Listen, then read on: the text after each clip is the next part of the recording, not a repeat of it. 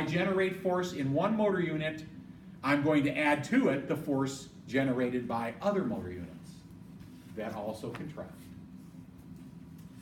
Subthreshold stimuli, we have a nice diagram coming up here in a minute. What the author of your book is trying to tell you here is that you can have stimuli go to a muscle which don't cause contraction. If you have difficulty understanding this, if there are not enough neurons sending their stimulus to contract to the muscle, but just a few neurons sending stimulus to contract, we might not generate enough force to overcome all the resisting forces of connective tissue in that muscle. So the brain can send signal, but the muscle can't generate enough force to overcome the opposing forces, connective tissue, and so on. So it's called subthreshold.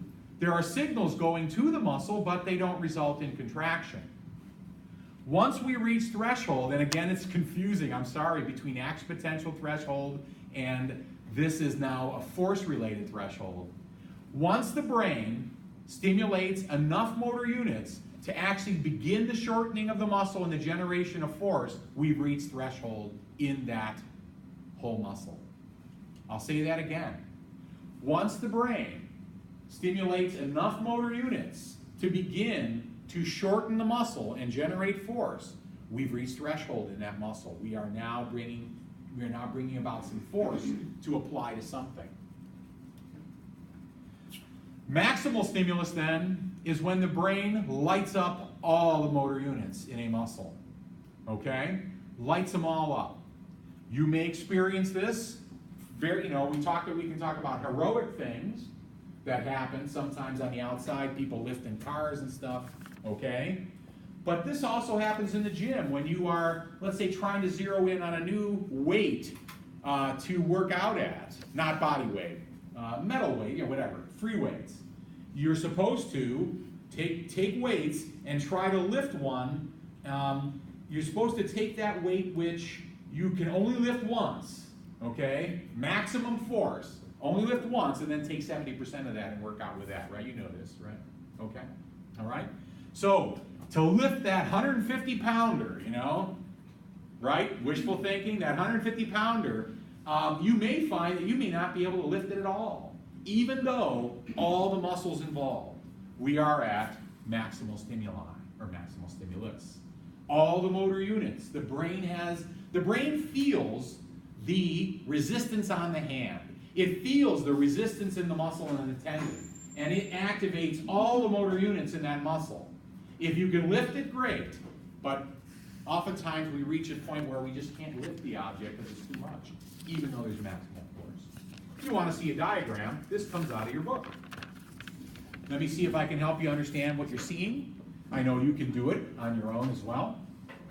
Here we have stimulus voltage, and then stimuli to nerve, okay? So we see here, these are subthreshold stimuli. That is, the amount of stimulus to the stimulus, well, hold on here. So we see a subthreshold stimulus, and there we see maximal stimulus. And then we have this in the middle, okay? Graded response. Down here we see tension in the muscle and time. And we see no force applied when we are at subthreshold stimulus. The muscle generates no force. Take a look. It's at point number 3 where we start to reach threshold and we start to see some increase in force in the muscle. All right? And then there's maximal contraction. You see we top out. You can't generate any more force even though you've involved all of the muscle. In the middle, it's kind of neat, okay? In the middle, we see a whole muscle and individual fibers in the muscle, okay? And there's a whole muscle and individual fibers in the muscle. Here, the muscle fibers are shown in pink, and here they're shown in red. And what we see is that there are no muscle fibers involved in contraction on the left-hand side. Showing them in pink says they're not contracted. Showing them in red says they are contracted, or shows that they are contracted. And what we see then is at threshold, even though stimuli or stimulus is getting to the muscle, in this area it's subthreshold and no motor units fire. No motor units are stimulated to contraction. Once we reach this stimulus voltage going to the muscle, then we get our first motor unit to fire, and we get a little bit of force apply. Here we start to see that we've gone above threshold and we're now in the graded response. As we increase the stimulus voltage, we increase the number of motor units involved, we increase the force. Once we get up to this line, all of the neurons sending impulse to the muscle are involved, okay? The stimulus voltage is above maximal. All motor units are involved in the contraction, and the contraction is maximal. We can see the brain try to increase the stimulus voltage, but there's the problem of there's no more motor units to stimulate. There's no more motor units to apply force to this contraction. And so even if we increase our stimulus voltage, pardon me, we cannot push this graph higher. The muscle is, you fill in. Now, it may not be very earth-shattering, but it does help us understand why it is a muscle can generate different levels of force. How many motor units, how many muscle fibers are actually involved? Okay? All right. This is something that you may have done. Yes? So, I guess, I don't know if this is a silly question. It's not silly. Then how does, like building strength work? Like, if you could lift 20 pounds and then Okay. you keep working out and then you do. Somebody tell us. How do you build strength? Tearing down muscle. Okay. And rebuilding. All right. Well, that is a standard answer.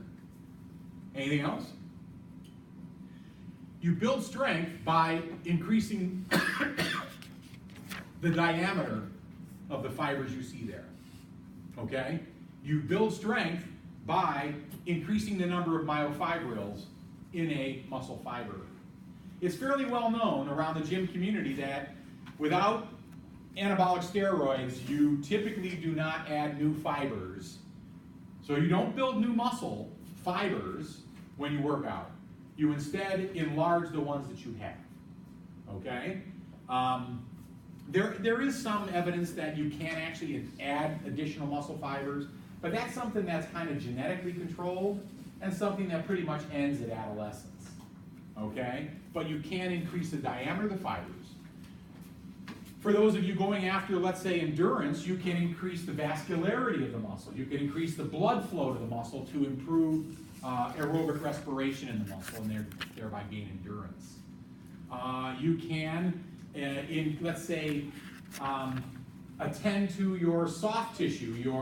Your tendons and ligaments can be enhanced and stretched by physical activity that can improve movement as well. Okay, and there's probably more to it than that. But the one thing is that it's fairly well known that building new muscle fibers, putting down new cells where they didn't exist, is not something that working out does. It instead attends to the fibers that you currently have. All right? I have a quick question. Yeah. So lifting this bottle, Yeah. that's not maximum threshold. I don't think so. Does it have Right. lead in it? Well, no. No. So, okay. Okay.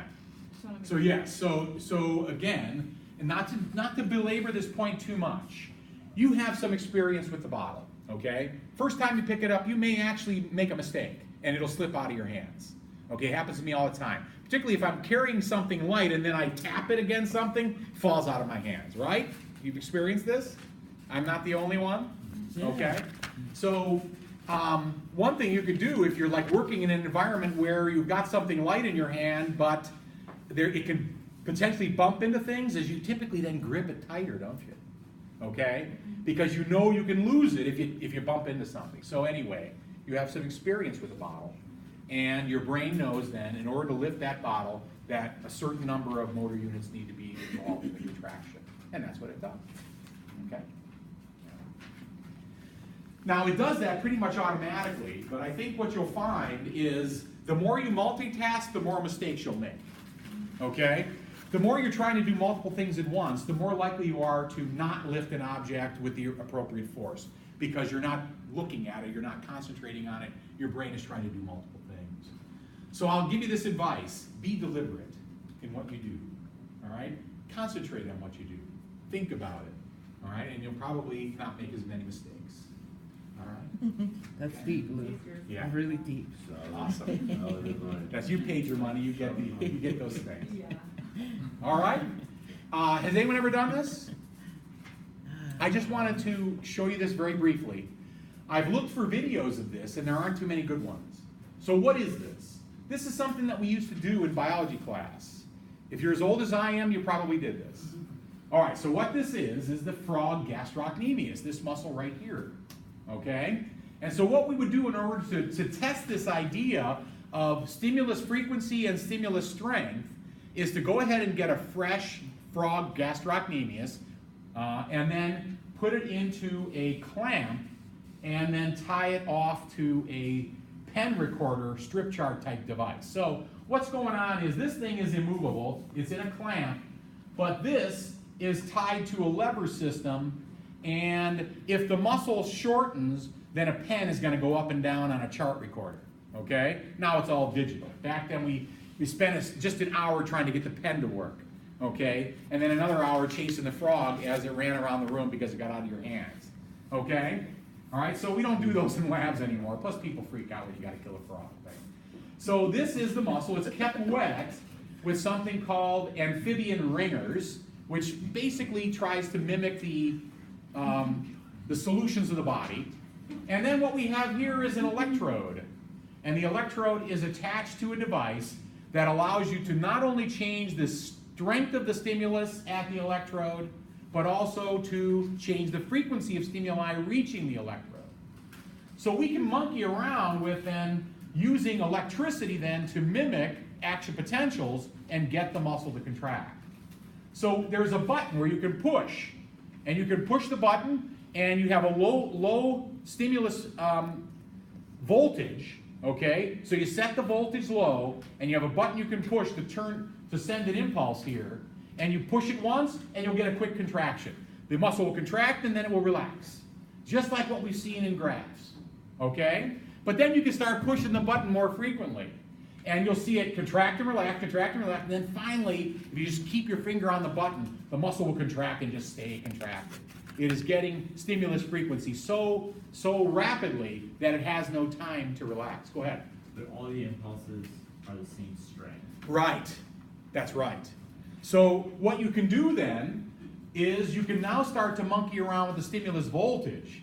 The device has a wheel where you can turn and increase the stimulus voltage. And then you can push the button, and you can see this thing, and it won't do a quick twitch, but it'll contract and stay contracted and then relax.